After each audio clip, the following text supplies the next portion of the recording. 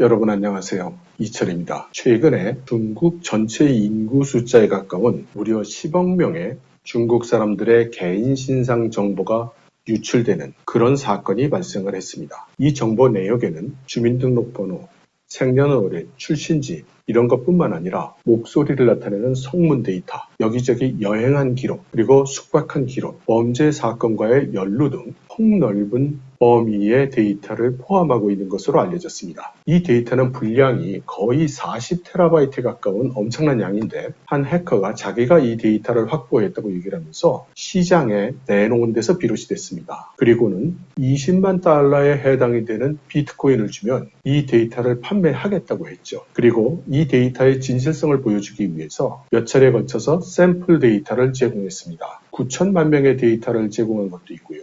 25만 명의 데이터를 제공한 것도 있고 무려 75만 명의 데이터를 제공한 것도 있는 모양입니다. 그리고 이 데이터는 상하이 공안의 시스템으로부터 꺼내왔다고 하는 것인데 일각에서는 이런 데이터는 해킹으로 가져가기는 어렵고 내부자의 소행일 가능성이 있다. 이렇게 주장하는 사람들도 있습니다. 이 사건 자체만으로도 굉장히 큰 사건이지만 오늘 제가 여러분들께 말씀을 드리려는 것은 일부 인구학자들이 이 유출된 데이터를 분석을 해서 중국의 인구 구조에 대한 새로운 해석을 내놓았기 때문입니다. 중국은 매 10년마다 인구 센서스를 시행을 하는데 지난번 인구 센서스 이후에 국가통계국이 중국 인구에 대한 발표를 하면서 사뭇 이해가 되지 않는 그런 행보를 보인 적이 있습니다. 원래 통상적으로 결과를 발표해야 될 시기에 센서스 결과를 발표하지도 않았고 그러면서 그 이유를 통계 데이터가 제대로 정리되지 않아서 그렇다. 곧 정리해서 발표하겠다.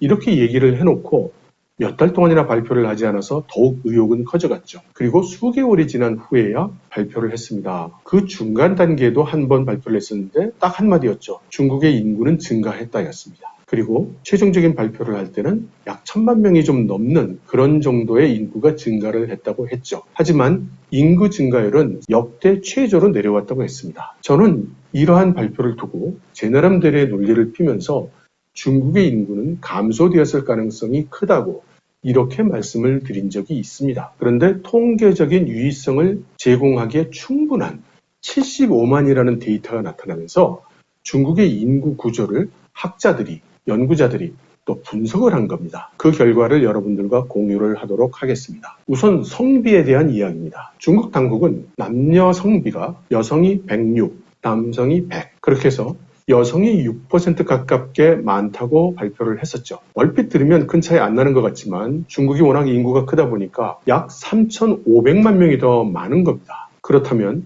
짝을 찾을 수 없는 중국 남성이 3,500만 명가량 존재한다는 뜻이죠. 여기에 대해서 중국 당국은 아니다.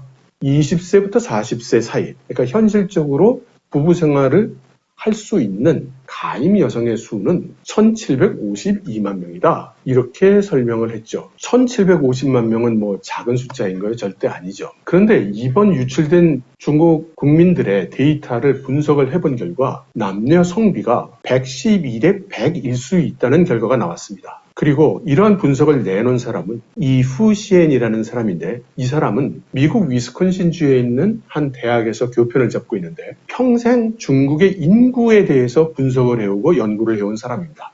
가장 권위자라고 이야기할 수 있죠. 이 사람은 과거부터도 중국이 발표하고 있는 숫자는 뭔가 이상하다. 이런 모순이 있고 저런 모순이 있다. 중국의 인구는 정부가 발표가 있는 것처럼 14억이 되지 못한다라고 이야기를 해온 사람입니다. 이 사람은 오랫동안 12억 8천만 명을 넘을 수 없다. 그거보다 작을 것이다.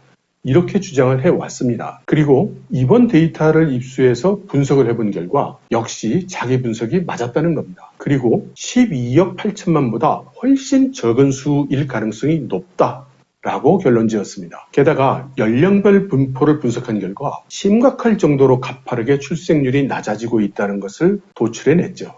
일부 반중 미디어에서는 12억 8천만이 다 뭐냐? 실제 중국의 인구는 10억밖에 안 된다. 뭐 이렇게 주장하는 데도 있습니다. 또 다른 주장도 있는데요. 그 주장은 결핵에 사용되는 BCG 접종 숫자를 가지고 분석을 한 겁니다. 지금 대부분의 국가의 경우에 어린아이가 출생을 하면 BCG, 결핵 접종을 맞추죠. 그래서 BCG 접종을 몇 건이나 하느냐와 출생아의 숫자는 사실상 거의 같은 수라는 겁니다. 그런데 중국의 BCG 접종 통계를 보면 2018년부터 대폭 감소한 것이 나타났다는 거죠. 이 성비와 출생률의 저하를 보면 중국의 현재 인구 구조는 거의 국가 위기 상황에 다다랐다고 해도 과언이 아닙니다. 성비 불균형 같은 경우에는 제가 자료들을 찾아보니까 106대1, 107대1 이 정도 수준이 되면 폭동이 일어나는 정도의 수준이라고 합니다. 그런데 112대 100이 되면 어떤 결과가 나오겠습니까? 직접적인 관계는 없지만 제가 중국의 유명한 여자 코미디언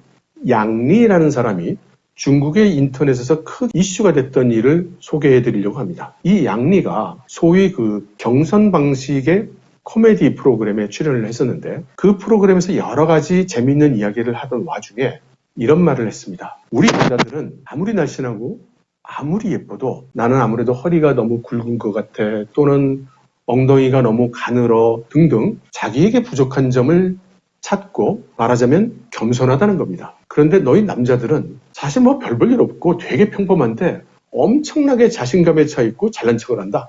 뭐 이런 취지로 이야기를 한 거예요. 물론 농담이었습니다. 그러나 그날 그 프로그램에 참여했던 남성 출연자들 그리고 방청객에 있던 남성들은 모두 안색이 확 변했죠. 다들 기분이 나빴던 겁니다. 그뿐만 아니라 그날 이후 양리를 비난하는 많은 글들이 인터넷에 올라왔습니다. 물론 대부분 젊은 중국 남성들이 올린 것입니다. 중국 사회에서는 이런 현상을 사실 잘 이해하지 못했습니다. 그런데 당시 상황을 놓고 제가 인터넷에 글을 한 편 올렸었는데 취지는 뭐냐면 중국의 여성들은 의식을 하지 못한다. 여성을 만날 기회도 적고 결혼하기도 힘들기 때문에 중국의 젊은 남성들이 얼마나 스트레스를 받는지를 이해 못하는 것이다. 중국의 젊은 남성들은 여성의 마음을 얻기 위해서 갖은 노력을 다해야 되는데 그 스트레스가 말도 못하고 그러한 와중에 있는 중국의 젊은 남성들에게 그런 농담을 했기 때문에 중국의 젊은 남성들 입장에서는 전혀 농담일 수가 없었다는 것. 그것이 이제 제가 이야기하는 주 논지였죠. 실제로 중국의 오늘날 많은 중국 젊은 남녀들의 결혼은 혼인시장이라고 불리워지는 그런 곳에서 이루어집니다. 공원이라든가 공터에 이런 행사를 마련하는데 남자들이 자기가 어떤 사람인지를 이렇게 큰 종이에 적어서 쭉 걸어놓습니다. 대개 그 내용을 보면 연령은 어떻게 되고 키는 몇이고 몸무게는 얼마고 어떤 회사 다니고 소득이 얼마쯤 되고 가진 재산은 얼마이며 집이 있는지 차가 있는지 부모님은 뭘 하는지 이런 것들을 기록해서 제공하고 또 자신의 매력을 어필을 합니다. 그러면 여자 쪽에서 쭉 보다가 자신의 기준을 통과하는 그런 남성이 있으면 그 남성과 협의를 합니다. 물론 이러한 시장에 직접 당사자들이 나오지는 않습니다. 대부분 여성 측 부모 그리고 남자 측 부모가 대신 나와서 대신 만나서 이제 협의를 하죠. 그리고 혼례금이라는 것도 있습니다.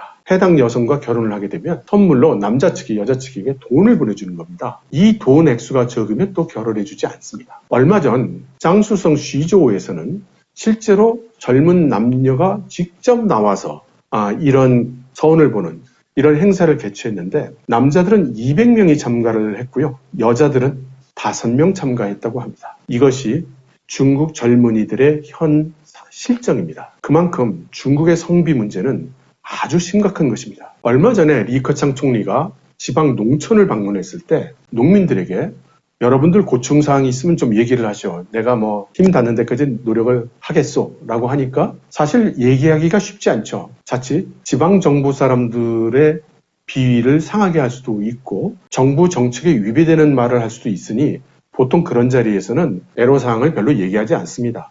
그런데 이번에는 얘기를 했다는 거죠. 뭐냐면 우리 농촌에서는 장가를 갈 수가 없습니다. 다들 노총각으로 늙어가고 있으니 결혼 문제 좀 해결해 주세요 라고 했다는 거죠. 그래서 리커창 총리가 실상을 조사하라는 그런 지시를 내렸고 해당 지역에 구체적인 내용 조사가 이루어졌다고 합니다. 그 결과 아무런 조치도 이루어지지 않았죠. 리커창 총리라고 해서 갑자기 수천만 명의 젊은 여성들을 만들어낼 수는 없지 않았겠습니까? 성비 문제와 함께 또 심각한 문제가 되고 있는 것이 인구 구조의 노령화 문제입니다. 출산이 급격히 감소하는 한편 중국의 베이비 세대 60대에서 75세 정도에 이르는 연령이 급속한 속도로 은퇴를 다 해버리고 있는 겁니다. 그렇게 되면 정부와 사회에서 부양해야 되는 노령 인구가 갑자기 크게 증가를 한 것이죠. 앞으로 10년 안에 중국의 연금의 부족이 10조 위안에 다다를 것이라는 그런 예측도 나와 있습니다. 10조 위안이면 얼마입니까? 요즘 환율로 따지면 2,000조 정도 되는 거죠. 여기 그래프에서 보시듯이 중국의 연금 수입과 연금 지출을 보면 수입은 줄어들고 지출은 늘고 있습니다.